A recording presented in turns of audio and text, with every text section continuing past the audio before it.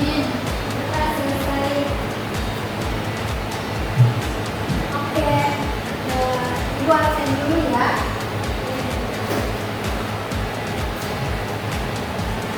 Andi Rosita, ada Bu.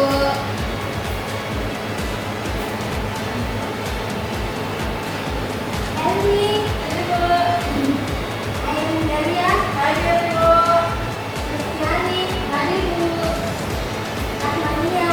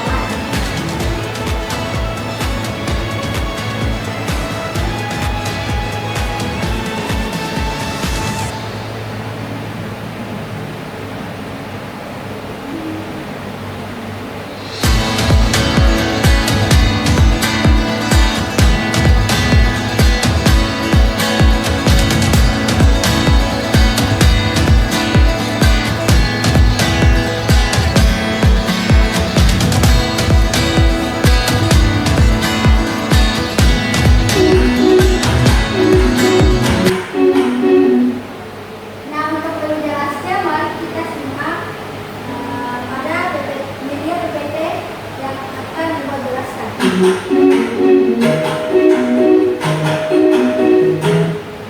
di sini pertama tujuan pembelajarannya itu siswa memahami pentingnya menghargai barang milik orang lain. Yang kedua, siswa dapat menunjukkan sikap dan contoh pada waktu yang menghargai. Yang ketiga, siswa mengenal cara berkomunikasi yang baik dan sopan. Dan yang keempat, siswa dapat menerapkan komunikasi yang santun dan efektif dalam kehidupan sehari-hari.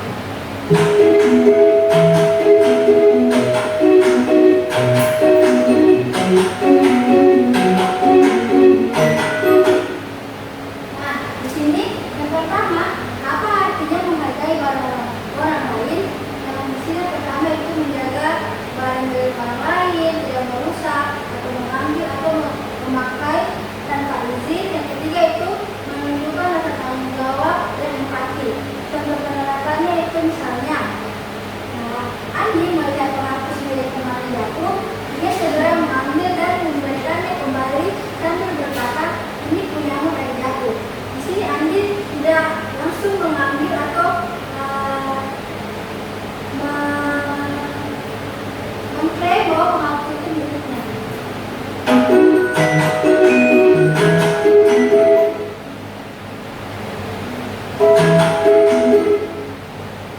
Menjaga barang milik orang lain itu artinya kita memperlakukan barang orang lain dengan hati seolah itu milik kita sendiri. Barang tersebut harus dijaga agar kita bersih, utuh dan tidak rusak.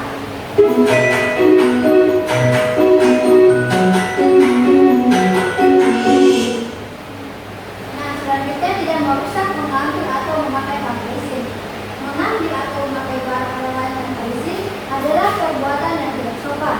Kita harus selalu meminta izin dan tidak merusaknya.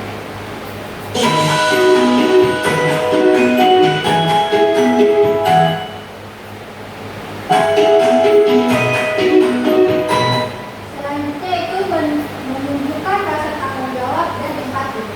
Saat kita menjaga orang lain, kita menunjukkan bahwa kita peduli pada perasaan pemiliknya dan bertanggung jawab atas apa yang kita pinjam atau gunakan.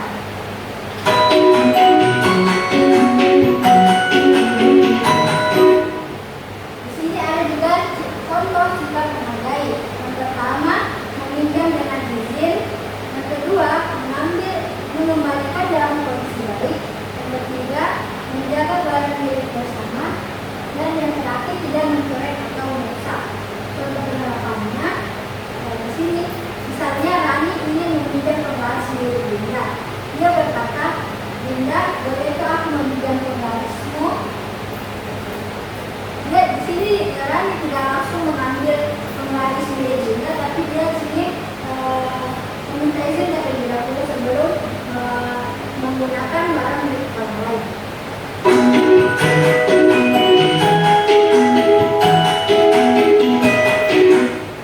Nah, selanjutnya kita masuk pada apa itu komunikasi yang baik. Komunikasi yang baik itu seperti menyampaikan pesan secara sopan dan jelas. Selanjutnya menggunakan kata yang baik dan nada suara yang sama. Selanjutnya ketiga mendengarkan saat orang lain berbicara. Contohnya seperti saat meminta tolong, dia berkata, tolong bantu aku menghapus papan tulisnya ya. Terima kasih sebelumnya. Nah,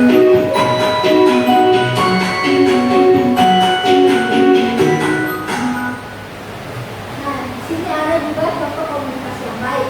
Yang pertama, mengucapkan tolong, terima kasih, dan maaf. Selanjutnya mendengarkan teman dengan serius. Selanjutnya menyampaikan pendapat dengan tenang. Dan yang terakhir, menolak ajakan dengan sopan.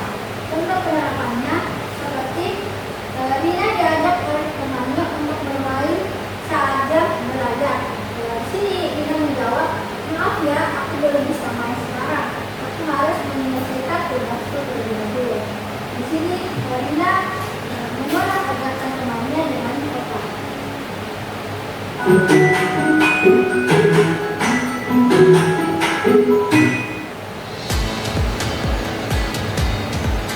Nah, itu mungkin penjelasannya. Kemudian kita masuk pada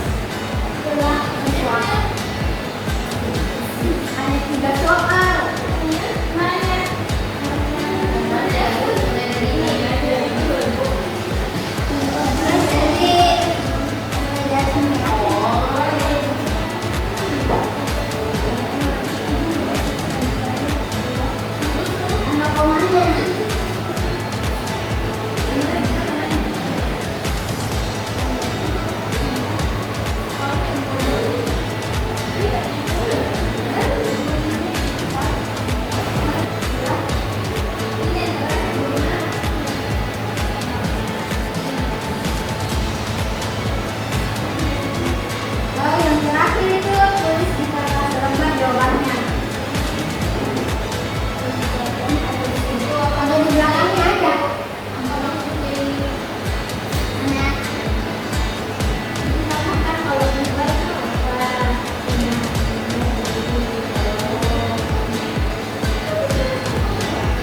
Sudah?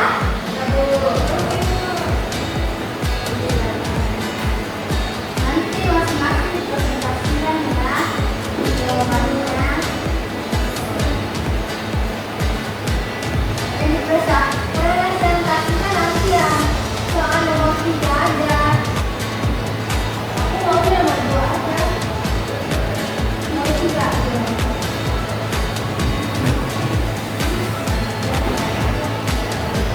Sudah? Oke. Kalau nomor 1 silakan dipresentasikan jawabannya. Langsung aja.